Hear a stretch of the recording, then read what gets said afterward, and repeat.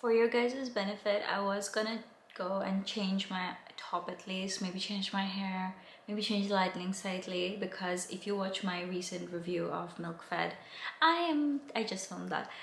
But my dog has, let me just show you if I can. I don't know, I'm picking up my tripod for this. He's just laid down here and he's asleep. So none of that is happening. We're just gonna, is this better angle? Let's try a different, slightly different angle where you can see my kitchen in the background, which is funny. Anyways, my dog is asleep on my lap and I feel bad to get up. So I'm just gonna continue filming like this.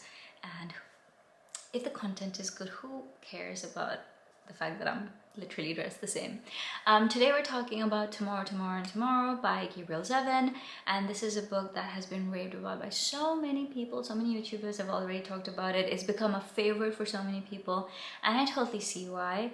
I luckily listened to this as an audiobook because it's long. It is not a book that I would have finished if I was not listening to it as an audiobook. Not because it's bad, but like I've struggled to read a lot of long books this year, but the cover is really pretty, and I think like initially I didn't really find it that intriguing, the name itself and the cover. And when people said that, oh, it's about video games, like I like games, but I'm not someone who's like, oh my god, it's about video games, I have to pick it up. I also didn't know that there was such good representation in the book, so I got it as an audiobook, and when it started off I felt like initially I really enjoyed it, like especially because it starts off with the two main characters being kids. So there is Sam and then there's Sadie. These are two kids that meet at a children's hospital, and Sam at the point had just got into my dog just ran off, so I could have, anyways, we're too far into this. So Sam gets into an accident and his leg is very badly damaged, and he is in the children's hospital and he doesn't really have much to do, so he spends quite a lot of time in the break room where he just plays games. Sadie's sister at the time is battling leukemia, so she also spends a lot of time in the children's hospital, and they meet in one of the break rooms there when Sadie was kind of like, you know, pushed to the side by her sister. And that was also kind of an interesting dynamic because she loves her sister to bits, but then being that child whose sibling is ill, you sometimes do get kind of, you know, pushed to the side and kind of ignored by parents, so they didn't hold back from mentioning that. So she was sort of, I guess, neglected at the time, so she found comfort in Sam's company, who was known in the hospital for not really speaking much. And from then, you know, grown-ups pick up on it, and Sadie is encouraged to spend more time with Sam, and she is rewarded for this. So you'll get to know more about when you read the book. I will leave some things open so that it's, if you still want to pick it up, it's interesting for you. But yeah, she spends time with him at the children's hospital. She keeps coming back to spend more time with him, and they develop a really good friendship. But when Sam figures out that, you know, like Sadie might not be doing this from the goodness of her heart, or they might not be just friends, he sort of kind of lashes out. So from then they do fall apart for a while till they are slightly older, and one day Sam sees Sadie and he picks up on something that's, you know, gives him a feeling that he needs to reach out more. So he does, and things develop from there, and they end up coming together to work on building a video game together. So they're both incredibly intelligent, they both love their games, and this is set in the 80s, right? I don't know if they, by the time they're older, it's the 80s or it starts in the 70s, but around that time. And I think like it goes on to the 90s actually, so it might be that they were born in the 80s and then goes into the 90s. But you get a bit of a nostalgic feeling there because they are very much at that, like, early on, the games that they play and the way they talk about things, it does show you the amount of research and work that the author has put into really understanding, where a lot of the nerds today are like a lot of the people who have built some of the most like amazing game studios. A lot of their inspiration was very old school things that were there, like mostly that came in from Japan, and there is definitely a love for that, and this comes through because the cover of the book also has this very famous painting by Hokusai. So it's like, if you are a nerd and if you love kind of like the old school Japanese games and Japanese culture before anime even came into the picture, you definitely love the references in this book.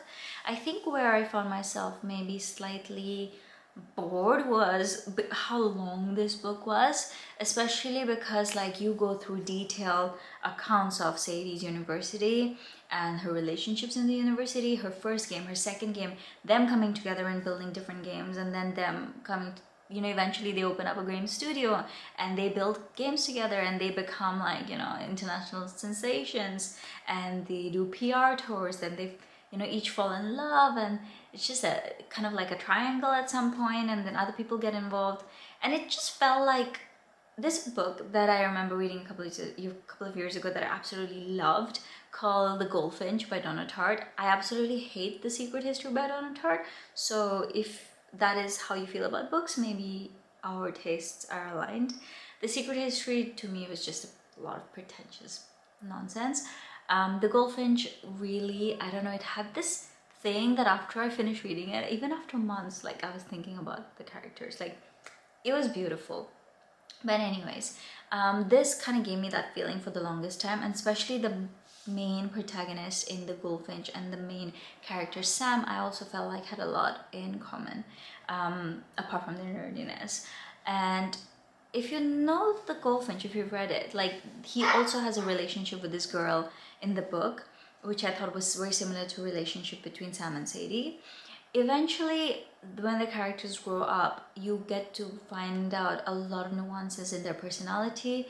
I think especially about how hard it is, no matter how intelligent, no matter how smart you are growing up in this environment, it's so competitive, and failures are a part of everything. And I think this is one thing that the book has done really, really well, where they talk about each and every failure that the character faces and how they deal with it.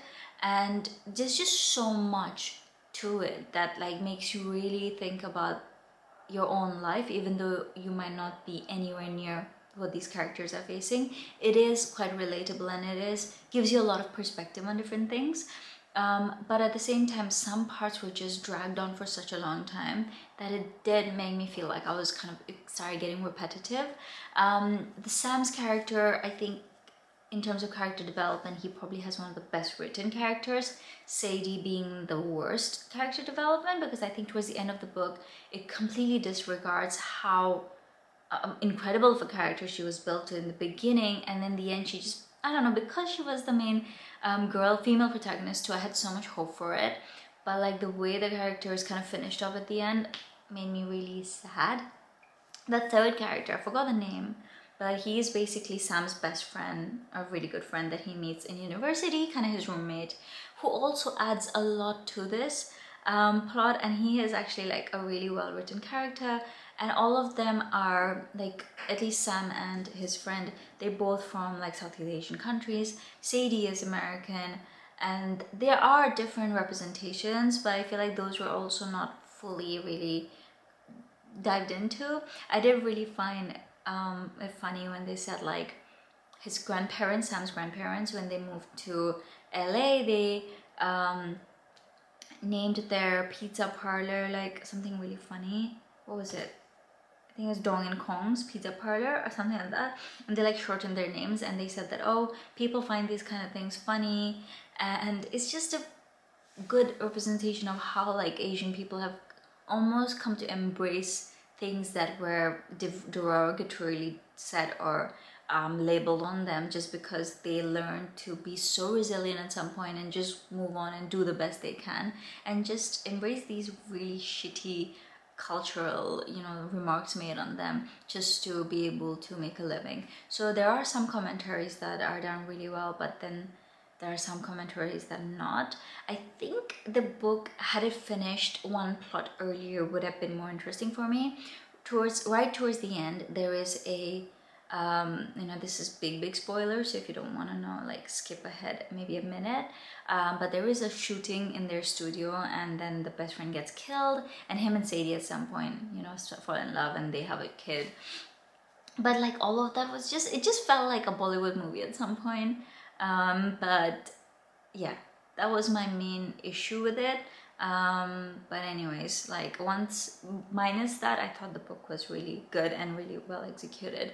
I do have to say, like, another part that I found really fun or interesting is the descriptions of the game or the detail of the games and game theory that was introduced in this book, because each and every one of the games that was in the book was original and done really well. And there was also this character who was Sadie's professor in her university, which was an interestingly written character, and I thought really well done, because you sometimes, like, when you look into the depths of these really, you know, crazy eccentric artists, you see the darkness within them, and I thought that was explored well too. And she made a couple of games that were quite like basic, and especially about the technical aspects of like what was available, what technology was available, and how their skills and how their efficiencies also improved over time as technology got better. All of that was done really well, and I think sometimes those are the things that maybe make the book enjoyable or not enjoyable for people who are very detail heavy, like detail led.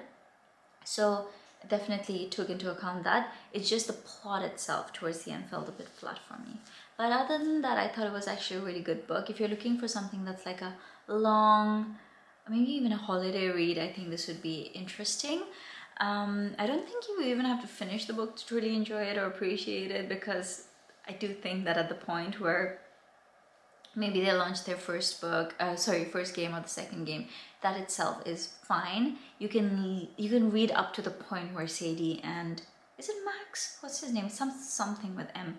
They start forming a relationship, and that's where I think it goes downhill. And there's not much that changes or happens after that. The ending is also slightly flat. What is explored towards the end is a bit more interesting is Sam's mother's life and her backstory, which I thought, I wish it was slightly earlier in the book, but also like I really enjoyed it because I did read the whole thing. But I hope some people will not kind of drop the book somewhere at 75% because they'll miss out on that part. I think her whole story itself could have been a book, and I would have read it like incredibly written. In fact, if there is a spin-off and they go more like in depth into her story and how she moved to LA and her whole story, I would definitely read it. But yeah, that's all for tomorrow. And if you do pick it up and if you read it, let me know what you think about it, and I'll see you next time.